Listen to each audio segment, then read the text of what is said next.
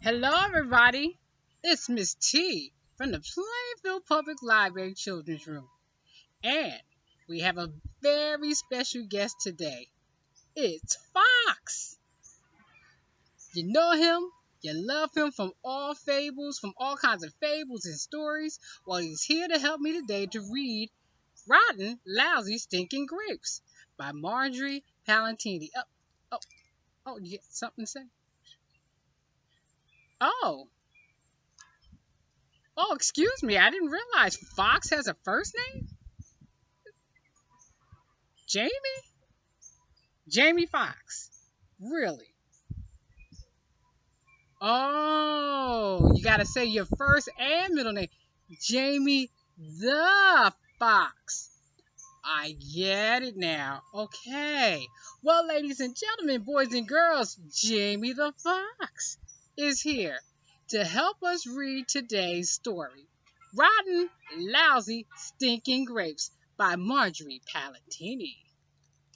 This should be a good one. Let's find out, right? Okay. Fox. That's Fox. I had a bunch of tantalizing grapes hanging from a vine growing high up on a tree. Those juicy morsels are for me, he said with a grin. The problem was, Fox was only so high, and the grapes were so high. No matter, he thought. No matter, he thought. I am sly, clever, smart. After all, I am a fox. And he made a plan. Add this to that, multiply that to this, subtract here from there, carry the 2, minus the 1, and voila! Grapes. Hop, skip, jump, flying, leaping. No grapes. Fox climbed out from the thicket and brushed off his coat. Perhaps a bit of a boost is needed. But where? Oh, where to get the boost? Grunt, grunt, grunt. Fox turned. He grinned. Why, Bear, oh, buddy, I say, do you like grapes? Grapes, said Bear. Do I? I think I do. I think I do. Yup, I do. Excellent. Look and listen. Here's the plan, explained Fox. You stand here. I will stand there. On the count of 3, you give me a bit of a boost, and voila, grapes. Bear looked at the plan. He looked at the grapes. He looked at the tree. He stared at his big front paws and thought, you know there, Fox. I'm thinking maybe I could, interrupted Fox. Bear, Bear, Bear! My dear dim buddy, your job is brawn, not brain. You leave the thinking to me. After all, I am the fox. Sly, clever, smart. I know how to get grapes. Bear shrugged. Oh, if you say so. Bear stood here. Fox climbed and stood on top of Bear's head there. Fox counted. 1, 2, 3, and no grapes. Fox brushed off his coat and straightened out his nose. Maybe a little more lift and thrust. Oomph is needed here. Maybe a little more lift, thrust, and oomph. Yes. Bear shrugged. You say so. Now where, oh where, to find that oomph? Pat slap, pat slap, pat slap. Fox peered at the pond. He grinned. Why, Beaver, dear pal, I say, do you like grapes? Grapes, said Beaver. Oh, yes, indeedy. Indeedy I do. Excellent. Look and listen. Here's the plan, explained Fox. Bear stands here. You stand on Bear's head. There. I stand on your tail. And on the count of three, Bear gives a boost as you give an oomph, which brings me there. And voila! Grapes. Bear Beaver looked at the plan. He looked at the grapes. He looked at the tree. He tapped his front tooth and thought, Fox, I'm a thinking. If I just started chewing on that, interrupted Fox. Beaver, Beaver, Beaver, Beaver, my dentally challenged chum. You just mind the umphing. Leave all that thinking to me. After all, I am the fox. Clever and sly, smart. I know how to get grapes. Beaver shrugged. If you say so. Beaver stood there. Bear stood on. Bear stood there. Beaver stood on Bear's head there. Fox stood on Beaver's tail. One, two, three, and oh, no grapes. Fox climbed out of the brambles. Just need an inch or two more. Scooch! Fox measured this. He weighed that, turned around, and grinned. Why, Porcupine, you short scooch of a fellow, do you like grapes? Grapes, said Porcupine. I suppose I do enjoy a grape or two now and then. Excellent. Look and listen. Here's the plan, explained Fox. Bear stands here.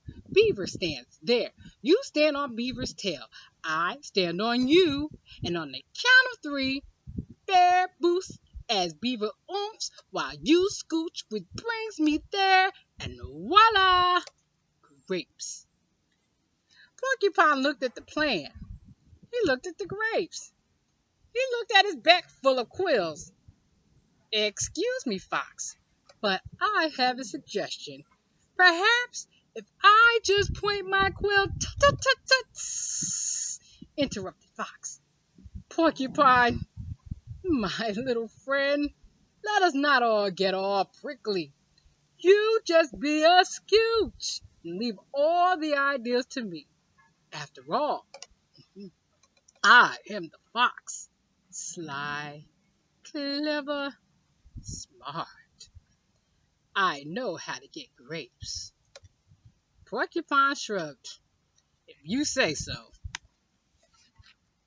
Bear stood here. Beaver stood on Bear's head there.